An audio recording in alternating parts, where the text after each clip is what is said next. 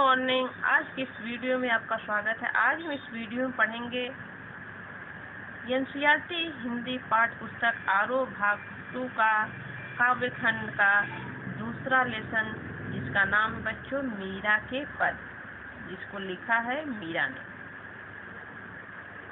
तो आइए बच्चों इनकी कविता को पढ़ते हैं, कुछ कठिन शब्दों के अर्थ को देखते हैं, फिर इसके अर्थ को समझते हैं। मेरे तो गिरधर गोपाल दूसरा न कोई, मेरे तो गिरधर गोपाल दूसरा न कोई, जाके सिर मोर मुकुट मेरे मेरो पति सोई। छाड़ दई कुल की कानी कहाँ करिए कोई, संतन ढिग बैठी बैठी लोक लाज खोई। अंसुअन जल सींची सींची प्रेम बेली बोई, अब त बेली फैल गई आनंद फल होई। अब त दूध की मथनिया बड़े प्रेम से बिलोई, दधिमति घृत काढ़ लियो डार दई छोई। भगत देखी राजी हुई जगत देखी रोई, दासी मीरा लाल गिरधर तारो अब मोही। यहाँ बच्चों देखिए गिरधर, गिर यानी होता पर्वत, धर यानी धारण करने वाले, पर्वत को धारण करने वाला अर्थात श्री कृष्ण। दूसरों न कोई यानी दूसरा और कोई नहीं, बस श्री कृष्ण। गोपाल मोर मुकुट, मोर पंखों से बना हुआ मुकुट। गोपाल यानी गोपाल यानी गायों को पालने वाला, गोपाल यानी गायों को पालने वाला। मोर मुकुट यानी मोर पंखों से बना मुकुट। सोई, सोई माने वही।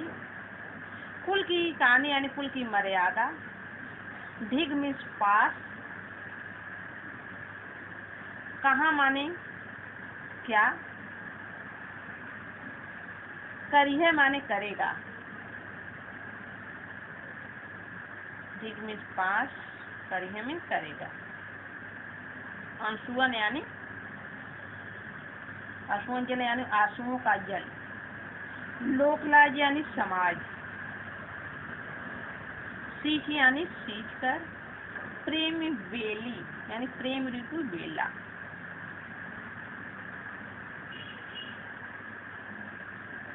प्रस्तुत पदांश किसकी दीवानी मीराबाई द्वारा रचित है बच्चों, जैसा कि आप जानते हैं। इसमें मीरा की अनन्य भक्ति भावना प्रकट हुई है। मीरा कृष्ण के प्रति इस तरह समर्पित है बच्चों कि उसने भक्ति की राह में आने वाले भाई बंधु पति सास आदि सबको त्याग दिया। श्री कृष्ण के अलावा उनको कोई नहीं दिखता। समाज में लोक मर्यादा सबको छोड़ दिया। समाज में मीरा को क्या कोई कहे कुछ उसका ध्यान नहीं। उनको लोग लाए कि चाहे दुनिया जो भी तो कुछ कहे, मैं तो बस मेरा मन तो बस श्री कृष्ण को समर्पित है। तो आइए बच्चों इनके कविता को पढ़ते हैं और समझते हैं। मेरे तो गिरधर गोपाल दूसरा न कोई, जाके सिर मोर मुकुट मेरो पति सोई। किसकी दीवानी मीरा सारी दुनिया के सामने अपने प्रेम को व्यक्त करती हैं। वही कहती हैं बच्चों कि मेरे तो गिरधर गोपाल दूसरों न कोई, मेरा तो इस संसार में केवल गिरधारी कृष्ण ही है, जो पर्वत को धारण करने वाले श्री कृष्ण ही है और दूसरा कोई नहीं।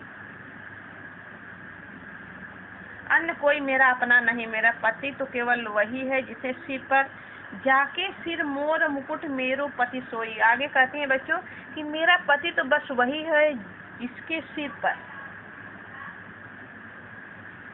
मोर मुकुट धारण किए हुए, जो अपने सिर पर मोर मुकुट धारण किए हुए हैं। उनसे छोड़कर पिता माता भाई रिश्तेदार कोई भी मेरा अपना नहीं है। मैंने सबको त्याग दिया है। वही मोर मुकुटधारी कृष्ण जो है बच्चों कह रही है कि केवल वही मेरा एकमात्र सहारा है। मैंने सबको त्याग दिया, अपने जितने भी रिश्तेदार जो भी हैं रिलेशन के, मैंने सबको त्याग दिया। मेरा कोई अपना नहीं है, बस है तो वही मोर मुकुट धारण करने वाले श्री कृष्ण एकमात्र मेरा सहारा है। छाड़ दई कुल की कानी कहा करिए कोई। आगे क्या कर रही है बच्चों कि मैं कुल की प्रतिष्ठा का विचार भी त्याग दिया है कि मेरा समाज में मेरा कोई सम्मान करेगा कि नहीं। जो कुल की मर्यादा, मैंने अपने कुल की जो मरकान यानी बच्चों मर्यादा, मैंने अपने मर्यादा कुल की मर्यादा को भी त्याग दिया। कहा करिए कोई, मेरा कोई क्या कर लेगा, मेरा कोई क्या कर लेगा, मुझे इसका वो नहीं कि मुझे क्या कोई कहेगा क्या नहीं, इस बात का मुझे कोई भी डर नहीं है। मैंने तो कुल की प्रतिष्ठा का विचार भी त्याग दिया है कि समाज में मुझे क्या कोई कहेगा, कुल में क्या कोई कहेगा। मेरे तो रक्षक स्वयं भगवान हैं। मैंने माया संतन धिक बैठी बैठी लोक लाज खोई।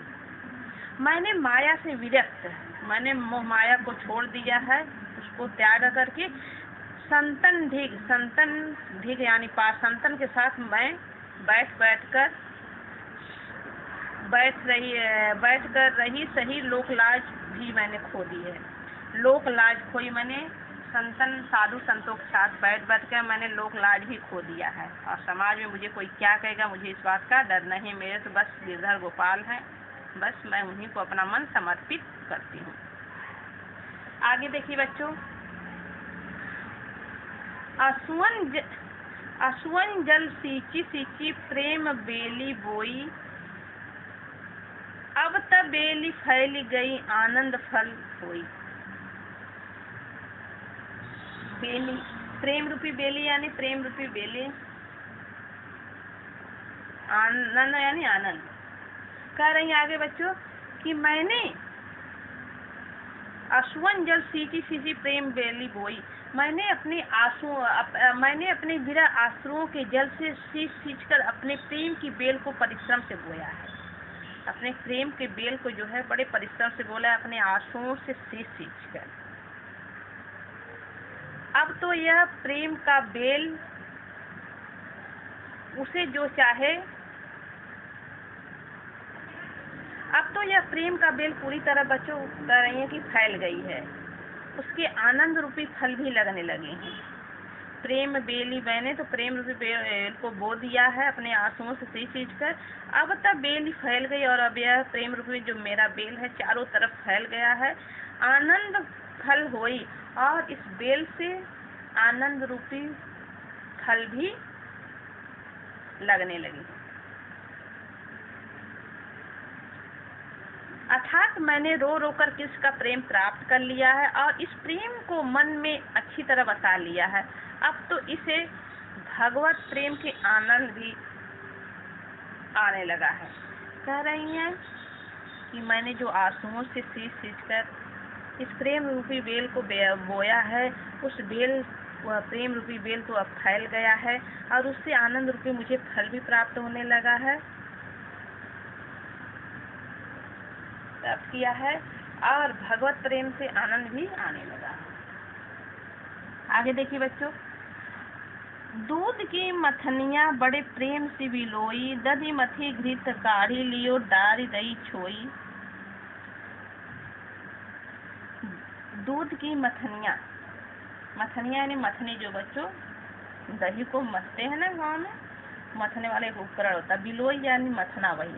दधी माने दही, मथी यानी मथ कर, घृत यानी घी, काढ़ लियो यानी निकाल लिया, डाल दई छोई, डाली नहीं डाल दी, छोई यानी छाछ, सारहीन अंश यानी घी को निकालने के बाद जो शेष अंश बचता है यानी उसी को हम मट्ठा कहते हैं या छाछ कहते हैं। तो देखिए भगत, देखिए दास यानी सेविका होता है। तो आगे मीरा जी कहती हैं, दूध की मथनिया बड़े प्रेम से बिलोई। कह रही मैंने दूध से में मथनी डालकर बड़े प्रेम से उसे बिलोया है, मथा यानी दूध में मैं मथनी डालकर बड़े प्रेम से मैंने उसको बिलोया है यानी मथा है, उसको मिलाया है। दधी मथी घृत काढ़ लियो दारी दई छोई। अब बिलोया है, उससे मैंने मक्खन भी निकाल लिया, मक्खन यानी उससे घी भी मैंने निकाल लिया। दारी दई छोई, अब क्या बचा है बच्चों, बस अब छाछ बची है, उसे जो चाहे वो पिए। कह रही हैं जो छाछ बचा है उसे जो चाहे पिए, उससे मुझसे मतलब नहीं है। मीराबाई के कहने का आशय यह है बच्चों की, मैंने संसार का चिंतन मनन करके यह पाया है कि भगवत भक्ति ही संसार का सार है, यानी कृष्ण की भक्ति ही संसार का सत्य है और बाकी जो ये सांसारिक मोह माया है सब झूठ है।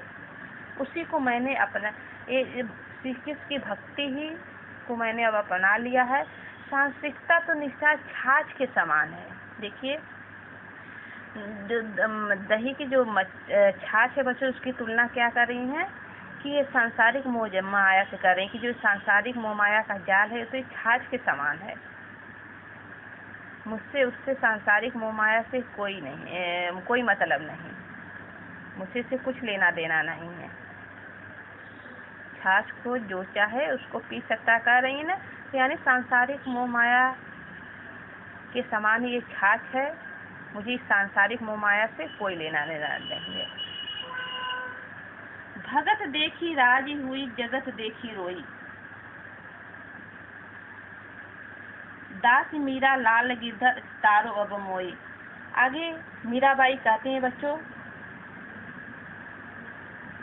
कि मैं भक्त को देखकर प्रसन्न होती हूँ। भगत देखी राजी हुई, मैं भक्त को देखकर प्रसन्न राजी हुई, यानी मुझे प्रशंसा होती है।